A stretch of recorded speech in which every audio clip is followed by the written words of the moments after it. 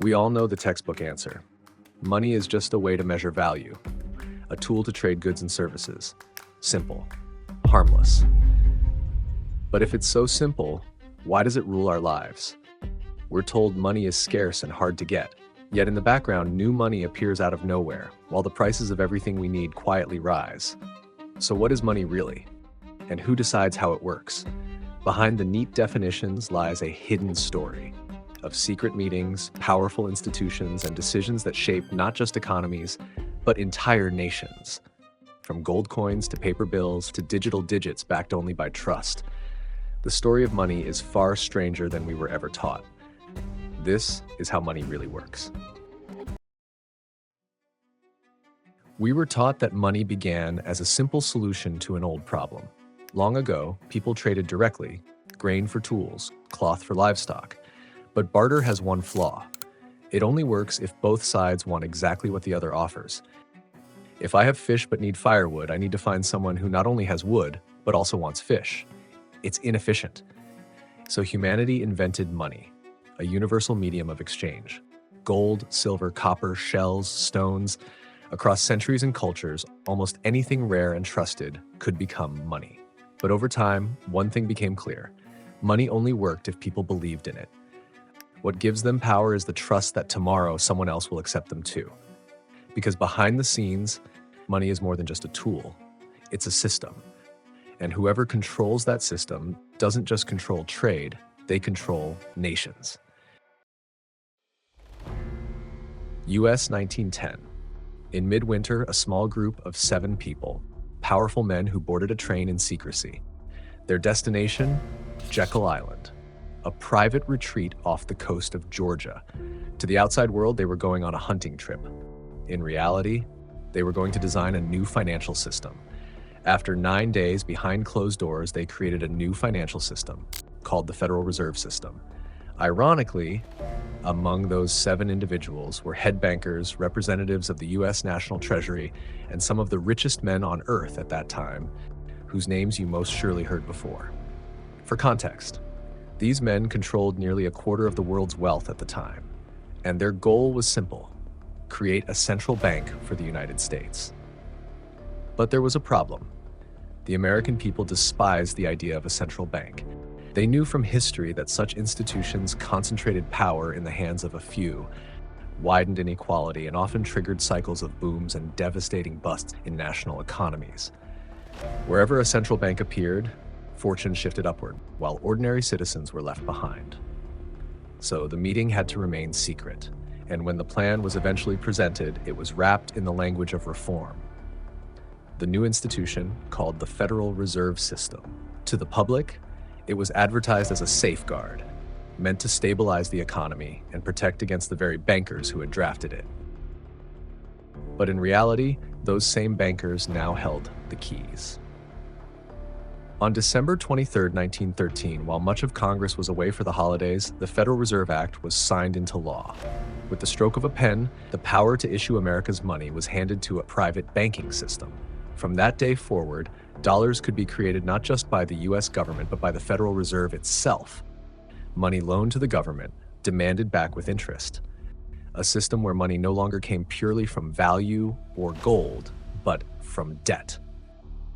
A small circle of men quietly rewrote the rules of money.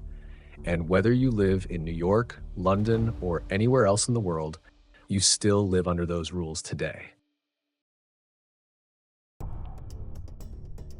The story didn't end with the creation of the Federal Reserve. In fact, that was only the beginning. After 2 world wars and a global depression, nations were desperate for stability. In 1944, as World War II neared its end, delegates from 44 countries gathered in a secluded hotel in Bretton Woods, New Hampshire. What they created there would set the financial order of the modern world.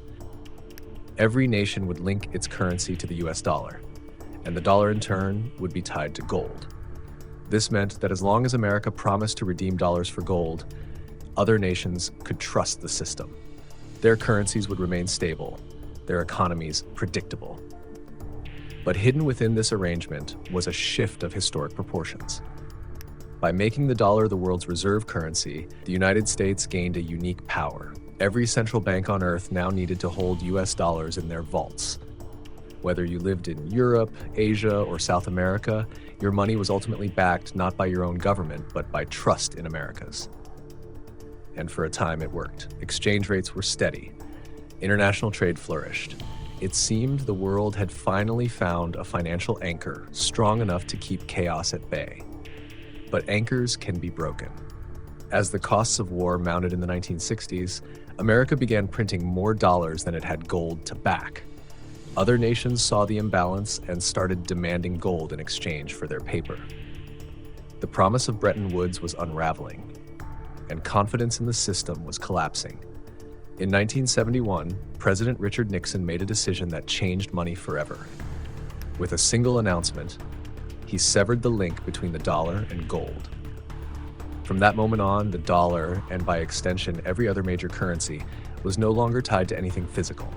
Money had become something new, paper and digits backed not by metal, but by trust alone.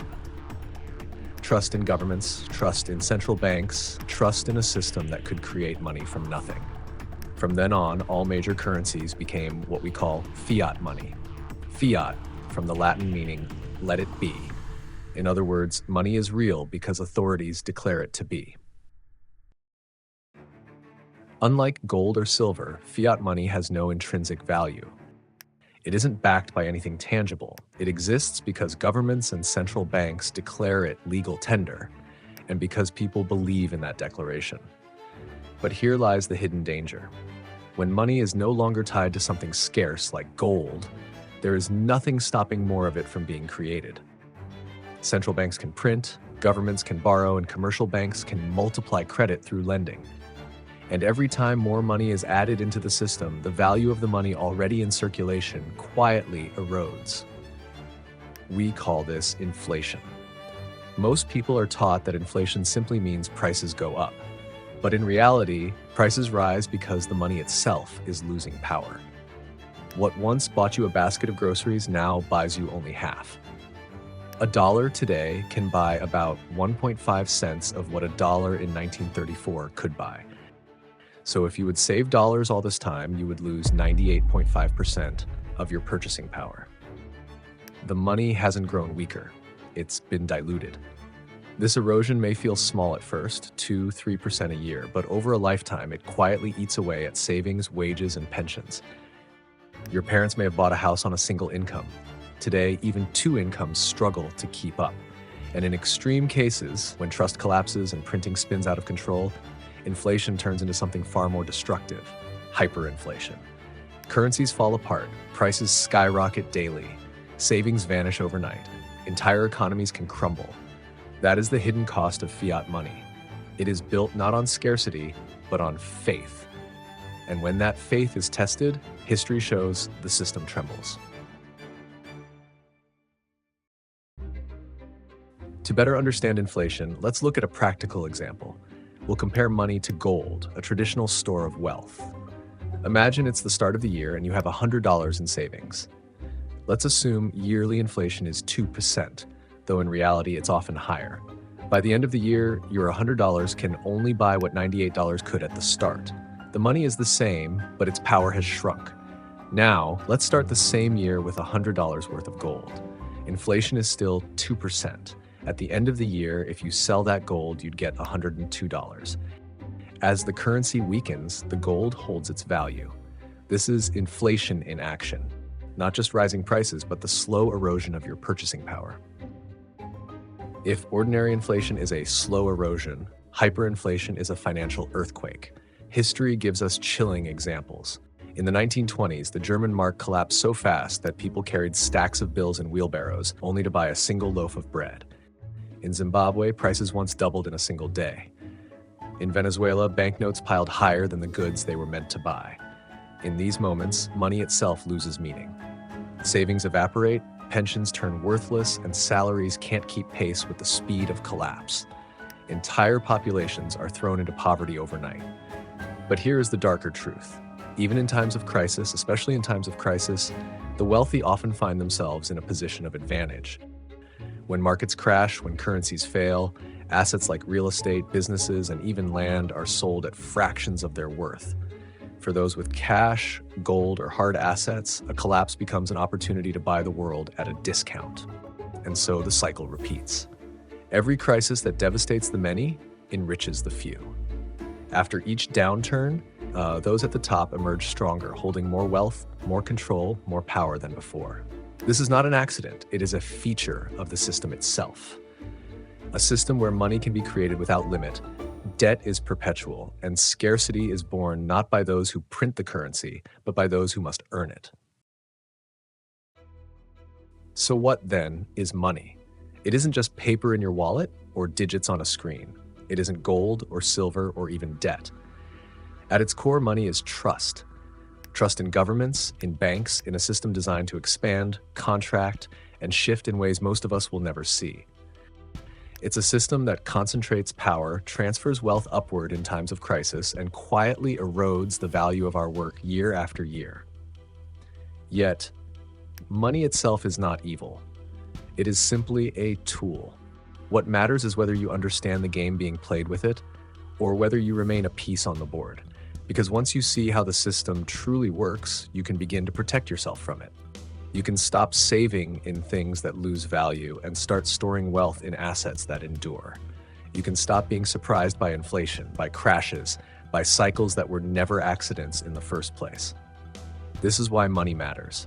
Not because of what it buys today, but because of what it silently takes tomorrow. The question is no longer, what is money? You already know.